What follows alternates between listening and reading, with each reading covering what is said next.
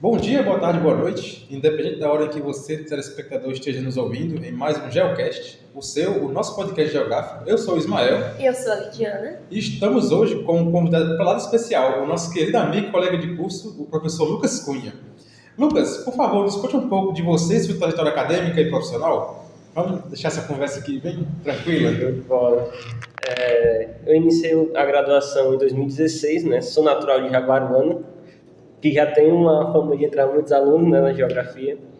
E a geografia aparece para mim no ensino médio. Sempre gostei de história, de geografia, mas tem um determinado momento onde eu vejo na geografia a possibilidade de tanto entender melhor a natureza, que naquele momento eu me interessava muito pela questão da agricultura, e o movimento que a sociedade fazia, então o movimento histórico da sociedade. E aí quando eu fiz o primeiro vestibular, fiz para História, ainda bem, reprovei, não passei, e me descobri realmente gostando mais de Geografia e ingressei no curso em 2016. Muito massa, viu? Isso é interessante. Lucas, agora aqui, um pouco mais sério aqui. Certo. Com base na sua experiência como docente, quais foram os principais desafios enfrentados sendo professor de educação básica? Pronto. O primeiro desafio, eu acredito que seja o tempo. A geografia ela perdeu muito espaço nos últimos anos dentro das grades curriculares. Então, em 2022, quando eu ingressei, a gente tinha 2 aulas de geografia. Ingressei como professor do segundo ano. No ano posterior, foi reduzido para apenas uma aula de 50 minutos. Então, você conseguir realizar uma discussão dentro de sala de aula e apresentar propriamente o conteúdo ficou muito complicado com esse horário. E é aquela velha aula que tudo que aparece na escola, vamos tirar os meninos em algum horário, tirar aula de geografia ou história. Então foi, acho, o primeiro problema. O segundo seria mais em relação à dinâmica mesmo. Salas com um quantitativo bem acima do que seria o ideal. E, por vezes, alunos que estão muito desmotivados, alunos que já vêm com algumas dificuldades que não foram sanadas durante o ensino fundamental, chega no ensino médio, o conteúdo ele vai se complexificando, e aí é complicado a gente conseguir estabelecer uma espécie de ponto de partida comum, para que a gente não deixe ninguém para trás nesse processo de aprendizado.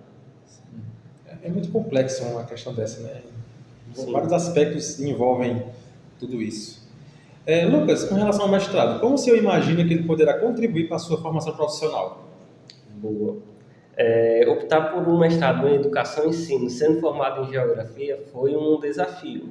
Só que, quando eu me deparei com o objeto de pesquisa, que era a educação do campo, eu vi um vínculo entre a educação e a geografia muito forte. Eu não consigo falar sobre a educação do campo sem falar do território que ela está inserida. E aí, quando eu adentrei no mestrado aqui no MAI, eu tive a oportunidade de, primeiro, ter acesso a várias discussões que tinham o pezinho lá na geografia, então, educação e território, e vários autores críticos. Então, para a gente que está dentro de sala de aula que vai entrar, a gente vai se deparar com uma série de contradições. Eu vou dizer para vocês, assim, muitos dias a gente sai de sala de aula e imagina como é que eu me encaixo dentro daquela série de contradições. E o melhor, e aí vem os autores críticos para auxiliarem. Como é que eu faço para tentar superar essa contradição? Isso faz com que o professor acabe não entrando num círculo de achar que a culpa é dele, que é porque a geografia ela não é interessante, é porque isso que eu estou fazendo não é importante. A gente consegue olhar as contradições de outra forma, depois de entrar no mestrado, que ele seja de caráter crítico. Sim, isso é importante para a ampliação profissional, porque quando você consegue ter essa base, nessa visão, você consegue ampliar ainda mais o que já é ampliado, né? Que a gente, como é geógrafo, tem uma visão muito ampliada do mundo e dessas complexidades. Diante das dificuldades encontradas no meio educacional, quais formas de articulação o senhor desenvolve ou desenvolveu para contornar determinadas situações? Pode ser falta de material didático, infraestrutura, tempo de planejamento, etc. Pronto. Em relação a material didático, de 2022 a 2023 nós trabalhávamos ainda com coleções antigas do PNLD, né, dos livros. Ou seja, eram livros de geografia, mesmo com as lacunas que já existiam no livro, eram livros que eram mais completos. Existiam textos, imagens de boa qualidade. A nova coleção que chega às escolas, são kits de livro de ciências humanas, onde o conteúdo dele não é separado por disciplina. Então imaginem que um determinado conteúdo ele acabava sendo reduzido a 2 parágrafos. Quando se tinha geografia física, por exemplo, na coleção que eu cheguei a trabalhar em 2024, não existia. Então, sempre foi um processo de correr atrás de fontes fora dos livros didáticos, trazer slides e fazer um paralelo entre o que eles tinham acesso no livro didático e aquilo que a gente pesquisava por fora. Isso seria um problema mais em relação ao material didático. O segundo é realmente os alunos que estão muito desestimulados, que aí a gente entende por quê. Existe todo um processo que faz com que eles cheguem dentro de sala de aula, muitas vezes não vejam importância naquilo que a gente está querendo passar com todo amor e carinho. Mas que para isso tem que ter um trabalho teórico muito bem feito, prático, mas também de afeto, no sentido de entender que ele é um outro ser humano, que se você não procurar dialogar com ele, você não vai conseguir nem estabelecer uma conexão, muito menos passar um conhecimento de cunho geográfico para ele. E muitas das vezes ele nem imagina que o ensino de geografia pode fazer com que ele entenda mais sobre a sociedade onde ele está inserido, né? Perfeitamente. Fica muito abstrato no livro. Exatamente, perfeito. Com essas coisas a gente consegue entender que a profissão de professor não é só uma pessoa que está ali formada para dar aquele conteúdo específico, não, ele vai muito além disso, né? A gente tem até o ditado, a gente é pai, a gente é professor, a gente é psicólogo, né? Conselheiro, porque são diversas as ocasionalidades que tem na sala de aula, como na escola em si, né? A gente trabalhar com vários seres humanos é muito complexo. Não é tão simples como muitos pensam. Né? Exato. Lucas, com relação às temáticas específicas da geografia, física e humana, quais dessas áreas você tem mais facilidade e dificuldade em abordar em sala de aula? Mesmo a gente querendo sempre dizer que não existe essa divisão, para ficar mais didático a gente sempre faz, né? Que é a geografia física e o que é a geografia humana. Minha formação, ela sempre esteve mais próxima à geografia humana. Eu fiz meu TCC na área da agrária. Então, por mais que a gente diga que é a geografia humana, tem muito um pezinho ali na geografia física. Então, eu consigo lidar bem com as duas áreas. Mas uma coisa que eu percebo bastante é que os alunos têm muita dificuldade quando a gente vai tratar de geografia física, porque envolve muitas vezes conceitos que eles têm uma complexidade maior, eles necessitam ser trabalhados de maneira um pouco mais aprofundada, e é um conteúdo que você vê no primeiro ano e normalmente de forma muito rápida. Então acho que isso cria lacunas muito grandes para que lá na frente a gente consiga estabelecer um verdadeiro elo entre a geografia humana e física, que a gente em algum momento acaba com essa dicotomia. Essa sua fala agora foi tão cirúrgica que ela abarcou tanto a questão 4 como a 5 do nosso roteiro. Relacionado aos conteúdos de biogeografia, o livro didático e os materiais disponíveis no ambiente escolar abarcam de forma satisfatória essa temática? Pronto. Em relação ao ensino médio, que foi onde eu tive a minha experiência dentro de sala de aula, fora os estágios. Dentro do ensino médio, na antiga coleção não existia nenhum capítulo que a gente fosse trabalhar diretamente com a biogeografia. Certo? Então a gente entrava nas temáticas de geografia humana, geografia das indústrias, via no primeiro ano um pouco de geologia, um pouco sobre geomorfologia, mas muito por cima. A parte de biogeografia ela se encaixaria mais nos conteúdos do ensino fundamental, que infelizmente acaba não sendo trabalhada de forma tão direta. Por exemplo, a gente vai ter, sabe, no 8º, 9º ano, onde os alunos vão estudar os espaços mundiais. Então, vai estudar, por exemplo, o Canadá, vai estudar um pouco sobre vegetação na Europa. Só que tudo isso de forma muito desligada, um local do outro. Então não dá para você compreender como essa distribuição dos seres vivos se dá no espaço, se tudo é passado para o aluno como se fosse diferentes países, mas que não tem uma conexão entre essas naturezas separadas. Então, no ensino fundamental, acho que é uma brecha que a gente ainda tem muito grande, é sobre a biogeografia, que é muito importante, na minha opinião, para que o aluno, ao chegar, por exemplo, no primeiro ano do ensino médio, no segundo ou no terceiro, ele consiga estabelecer justamente os vínculos, o que é o ser humano, a sua relação com a natureza, como isso cria o espaço geográfico. Então, acho que é um motivo da lacuna que a gente tem também. Sim. E outra coisa, Lucas, também que as pessoas elas deixam fora da pauta é que todos esses conteúdos da geografia estão coligados um com o outro. Você estuda geologia, porém, com a geologia, você pode estudar geomorfologia, clima, né, o porquê também da geografia urbana com relação ao posicionamento de áreas de risco e tudo mais. Você tem ali toda uma coligação uns com os outros. Né?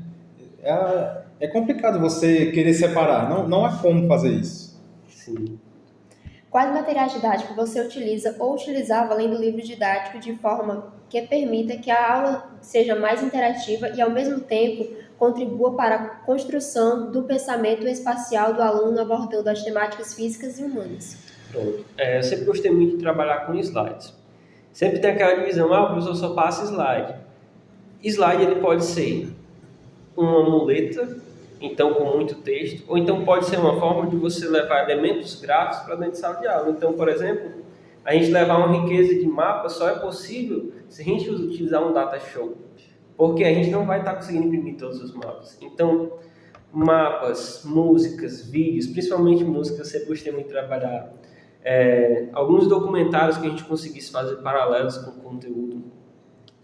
Tudo isso eram momentos onde os alunos eles começavam a ter um estímulo maior para discutir, e a partir disso a gente conseguia utilizar o material didático sem que fosse algo maçante, certo? E sempre aquela velha máxima, vou levar slide, sempre utilizar o slide como um pretexto para uma discussão que a gente vai realizar com os estudantes. Não pegar o slide e ficar lendo e achando que os estudantes vão simplesmente captar os conceitos no ar. É complexo também isso aí. Qual a importância de trabalhar as temáticas físico-naturais na construção de aprendizagem e para a formação cidadã? Perfeito.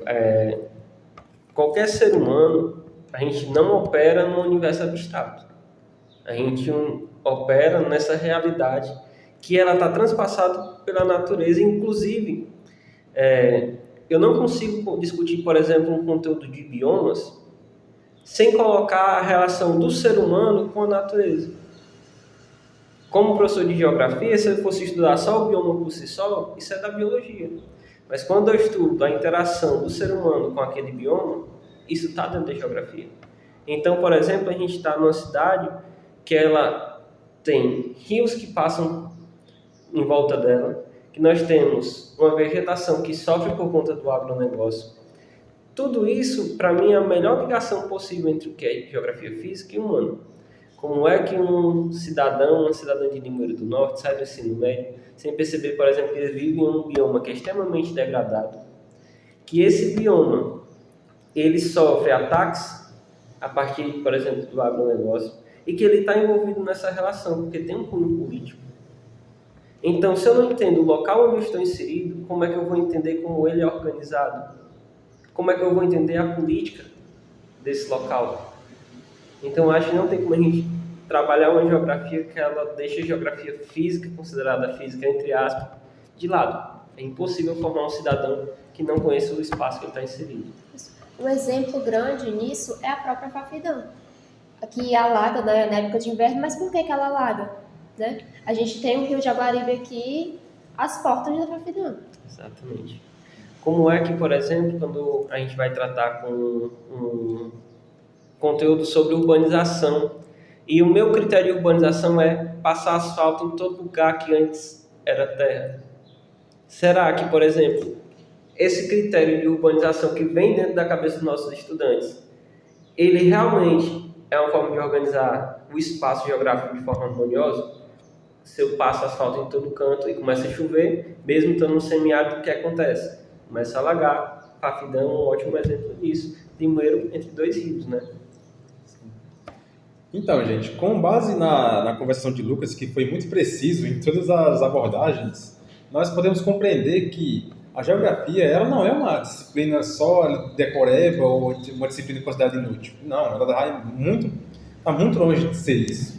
Por quê? Porque a geografia, quando falamos sobre a compreensão da sociedade e natureza, o homem e ali a natureza, você está falando das interações de verdade, né? Não só, vamos estudar hoje sobre os aspectos climáticos que implicam em algum local muito longe da nossa realidade. Porém, e se esse local atingir diretamente ou indiretamente a gente? Como, por exemplo, o caso do Rio Grande do Sul. No Rio Grande do Sul, nós tivemos aquelas secas, aquelas enchentes.